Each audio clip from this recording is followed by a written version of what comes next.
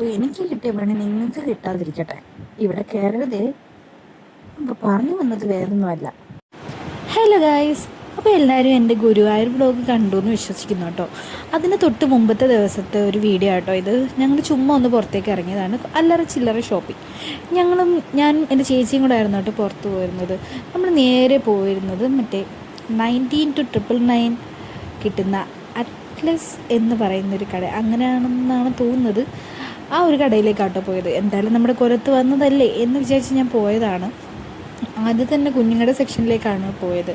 സത്യം പറയാമല്ലോ, എൻ്റെ ഈ ഫേസ് കാണുമ്പോൾ അറിയാം ഒരു ഐറ്റംസും ഇല്ലെന്ന് വേണം പറയാൻ.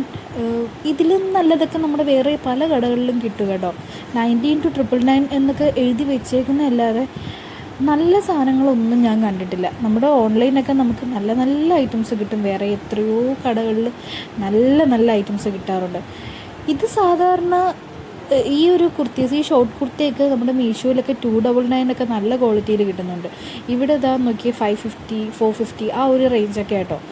സത്യമായിട്ടും ആരും അവിടെ പോയി കയറരുത് കേട്ടോ, ചുമ്മാതാ. പിന്നെ ഈ കൊല്ലംകാർക്ക് അറിയാവുന്നൊരു കട കേട്ടോ അത്. എല്ലാവർക്കും അറിയൂ എന്നറിയില്ല, നമ്മുടെ ബ്യൂട്ടി പാലസ്.